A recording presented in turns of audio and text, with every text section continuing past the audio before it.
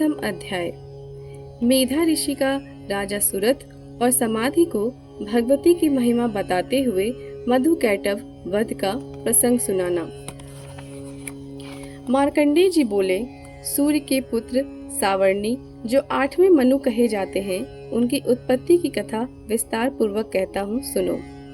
सूर्य कुमार महाभाग सावर्णी भगवती महामाया के अनुग्रह से जिस प्रकार मनवंतर के स्वामी हुए, वही प्रसंग सुनाता हूँ। पूर्व काल की बात है। स्वरोचिष मनवंतर में सूरथ नाम के एक राजा थे, जो चैत्र वंश में उत्पन्न हुए थे।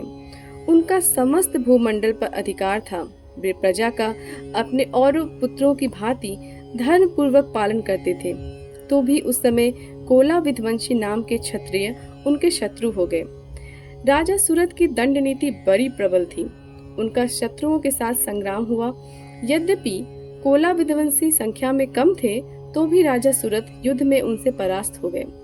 तब वे युद्ध भूमि से अपने नगर को लौट आए और केवल अपने देश के राजा होकर रहने लगे।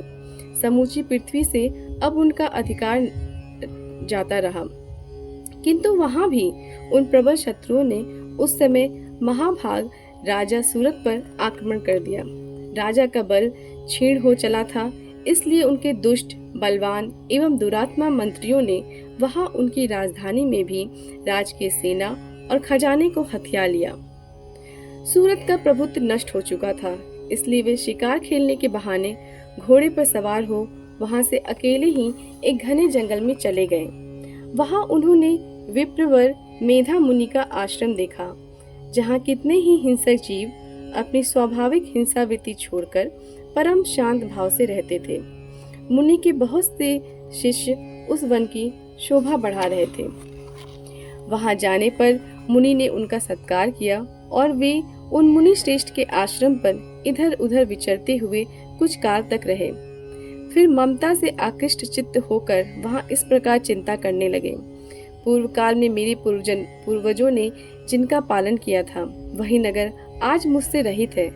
पता नहीं मेरे दुराचार्य भृत्यगण उसकी धर्म पूर्वक रक्षा करते हैं या नहीं।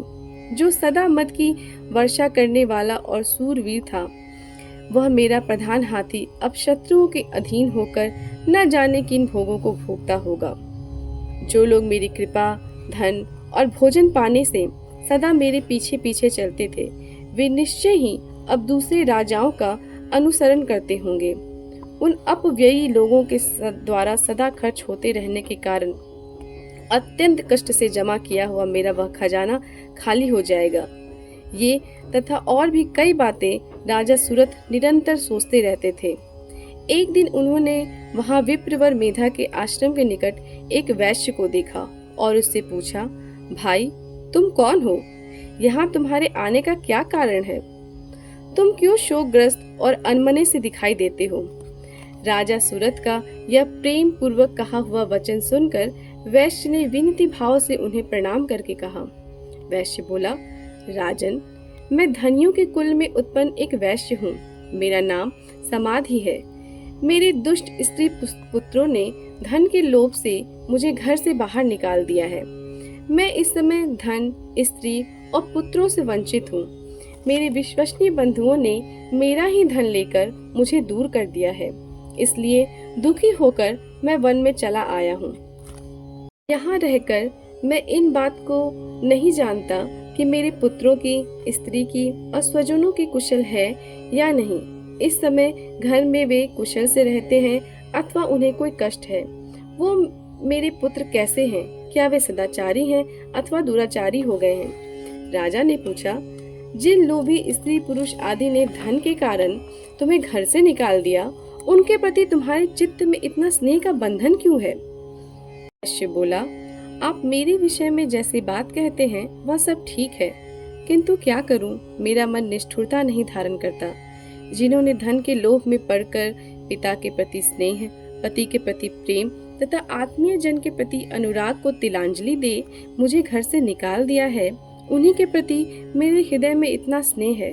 महामते, गुणहीन बंधुओं के प्रति भी जो मेरा चित्त इस प्रकार प्रेम मग्न हो रहा है, यह क्या है? इस बात को मैं जानकर भी नहीं जान पाता।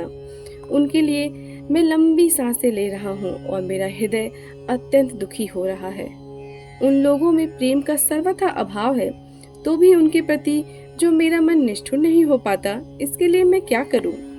मार्कंडेय जी कहते हैं, ब्राह्मण तदंतर राजाओं में श्रेष्ठ सूरत और वह समाधि नामक वैश्य दोनों साथ साथ मेधा मुनि की सेवा में उपस्थित हुए और उनके साथ यथा योग्य न्यायानुकूल विनय पूर्वक बर्ताव करके बैठे। तत्पश्चात वैश्य और राजा ने कुछ वार्तालाप आरंभ किया। राजा ने कहा, भगवान, मैं आपसे एक बात पूछना चाहता हूँ, उसे बताइए। मेरा चित्त अपने अधीन न होने के कारण वह बात मेरे मन को बहुत दुख देती है। जो राज मेरे हाथ से चला गया, उसमें और उसके संपूर्ण अंगों में मेरी ममता बनी हुई है।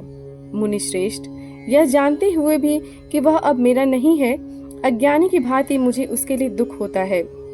यह क्या है? इधर यह वैश्य भी घर से अपमानित होकर आया है, इसके पुत्र, स्त्री और भृत्यों ने इसे छोड़ दिया है, स्वजनों ने भी इसका परित्याग कर दिया है, तो भी यह उनके प्रति अत्यंत हार्दिक स्नेह रखता है। इस प्रकार यह तथा मैं दोनों ही बहुत दुखी हैं। जिसमें प्रत्यक्ष दोष देखा गया है, उस विषय के लिए भी हमारे मन में ममता जनित आकर्षण पैदा हो रहा है। महाभाग, हम दोनों समझदार हैं, तो भी हम में जो मोह पैदा हुआ है, यह क्या है?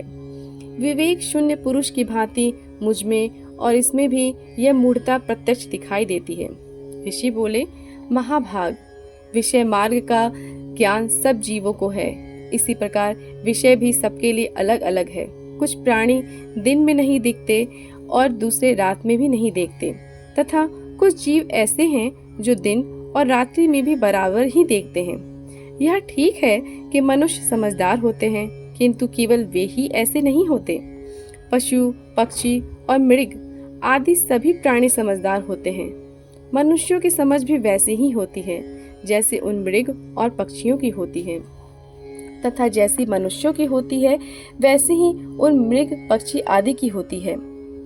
यह तथा अन्य बातें भी प्राय दोनों में समान ही है।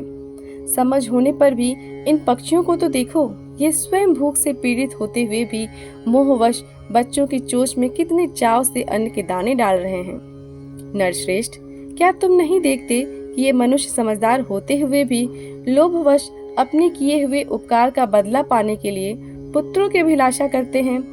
यद्यपि उन सब में समझ की कमी नहीं है, तथापि वे संसार की स्थिति, जन्म मरण की परंपरा बनाए रखने वाले भगवती महामाया के प्रभाव द्वारा ममता में भंवर से युक्त मोह के गहरे गर्त में गिराए गए हैं। इसलिए इसमें आश्चर्य नहीं करना चाहिए। जगदीश्वर भगवान विष्णु की योग निद्रा रूपा जो भगवती महामाया है, उन्हीं से यह जगत मोहित हो रहा है। वे भगवती महामाया देवी ज्ञानियों के भी चित्त को बलपूर्वक खींचकर मोह में डाल देती हैं। वे ही इस संपूर्ण चराचर जगत की सृष्टि करती हैं और वे ही प्रसन्न होने पर मनुष्यों को मुक्ति के लिए वरदान देती हैं। वे ही परा विद्या, संसार बंधन और मोक्ष की हेतुभूता सनातनी देवी तथा संपूर्ण ईश्वरों की भी अधीश्वरी हैं। राजा ने कहा, भगवान, जिन्हें आप महामाया कहते हैं, वे देवी कौन हैं? ब्राह्मण, उनका आविर्भाव कैसे हुआ तथा उनके चरित्र कौन कौन है? ब्रह्मवेत्ताओं में श्रेष्ठ महर्षि, उन देवी का जैसा प्रभाव हो, जैसा स्वरूप हो और जिस प्रकार प्रादुर्भाव हुआ हो, वह सब मैं आपके मुख से सुनना चाहता हूँ। ऋषि बोले, राजन, वास्तव में तो वे देवी नित्य स्वरूपा ही हैं। संपूर्ण जगत उन्हीं का रूप है तथा उन्होंने समस्त विश्व को व्याप्त कर रखा है, तथापि उनका प्राकट्य अनेक प्रकार से होता है, वह मुझसे सुनो। यद्यपि वे नित्य हैं और अजन्मा हैं, तथापि जब देवताओं का कार्य सिद्ध करने के लिए प्रकट होती हैं, उस समय लोक में उत्पन्न हुई कहलाती हैं। कल्प के अंत में जब संपूर्ण जगत एकार्णव में निमग्न हो रहा था और सबके प्रभु भगवान विष्णु शेषनाग की सैया बिछाकर योग निद्रा का आश्रय ले सो रहे थे, उस समय उनके कानों के मैल से दो भयंकर असुर उत्पन्न हुए, जो मधु और कैटभ के नाम से विख्यात थे। वे दो ब्रह्मा जी का वध करने को तैयार हो गए। भगवान विष्णु के नाभि कमल में विराजमान प्रजापति ब्रह्मा जी ने जब उन दोनों भयानक असुरों को अपने पास आया और भगवान को सोया हुआ देखा, तब एकाग्रचित होकर उन्होंने भगवान विष्णु को जगाने के लिए उनके नेत्रों में निवास करने वाली योग निद्रा की स्तुति आरंभ की, जो इस विश्व की अधीश्वरी, जगत को धारण करने वाली, संसार का पालन और संहार करने वाली तथा तेजा स्वरूप भगवान विष्णु की अनुपम शक्ति है। उन्हीं भगवती निद्रा देवी की भगवान ब्रह्मा स्तुति करने लगे। ब्रह्मा जी ने कहा, देवी तुम ही स्वाहा, तुम ही स्वधा और तुम ही वशटकार हो। स्वर भी तुम्हारे ही स्वरूप हैं। तुम ही जीवन दायिनी सुधा हो। नित्य अक्षर प्रणव में अकार, उकार, मकार इन 3 मात्राओं के रूप में तुम ही स्थित हो तथा इन 3 मात्राओं के अतिरिक्त जो बिंदु रूपा नित्य अर्ध मात्रा है, जिसका विशेष रूप से उच्चारण नहीं किया जा सकता, वह भी तुम ही हो। देवी तुम ही संध्या, सावित्री तथा परम जननी हो। देवी तुम ही इस विश्व ब्रह्मांड को धारण करती हो।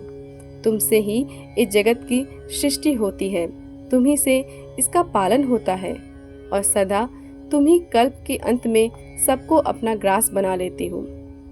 जगन्मयी देवी, इस जगत की उत्पत्ति के समय तुम सृष्टि रूपा हो, पालन काल में स्थिति रूपा हो तथा कल्प के अंत के समय संहार रूप धारण करने वाली हो। तुम ही महाविद्या, महामाया, महामेधा, महास्मृति, महामोह रूपा, महादेवी और महासुरी हो। तुम ही तीनों गुणों को उत्पन्न करने वाली सबकी प्रकृति हो।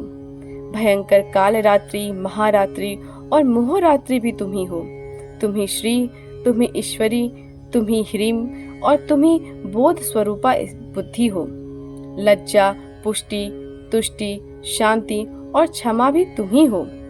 तुम खड्ग धारिणी, शूल धारिणी, घोर रूपा तथा गदा, चक्र, शंख और धनुष धारण करने वाली हो। बाण, भुशुंडी और परिघ ये भी तुम्हारे अस्त्र हैं। तुम सौम्य और सौम्यतर हो। इतना ही नहीं, जितने भी सौम्य एवं सुंदर पदार्थ हैं, उन सब की अपेक्षा तुम अत्यधिक सुंदरी हो। पर और अपर सबसे परे रहने वाली परमेश्वरी तुम ही हो। सर्वस्वरूपी देवी, कहीं भी सत असत रूप जो कुछ वस्तुएं हैं और उन सब की जो शक्ति है, वह तुम ही हो। ऐसी अवस्था में तुम्हारी स्तुति क्या हो सकती है? जो इस जगत की सृष्टि, पालन और संहार करते हैं, उन भगवान को भी जब तुमने निद्रा के अधीन कर दिया है, तब तुम्हारी स्तुति करने में यहाँ कौन समर्थ हो सकता है? मुझको, भगवान शंकर को तथा भगवान विष्णु को भी तुमने ही शरीर धारण कराया है, अतः तुम्हारी स्तुति करने की शक्ति किसमें है? देवी, तुम तो अपने इन उदार प्रभावों से ही प्रशंसित हो। ये जो 2 असुर मधु और कैटभ हैं, इनको मुंह में डाल दो और जगदीश्वर भगवान विष्णु को शीघ्र ही जगा दो।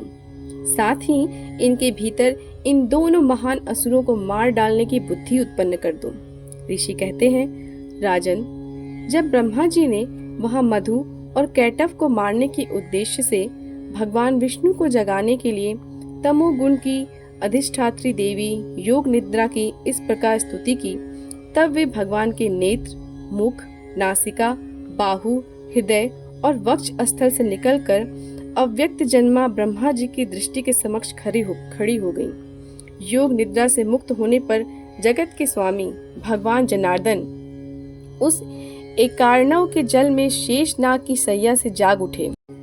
फिर उन्होंने उन दोनों असुरों को देखा।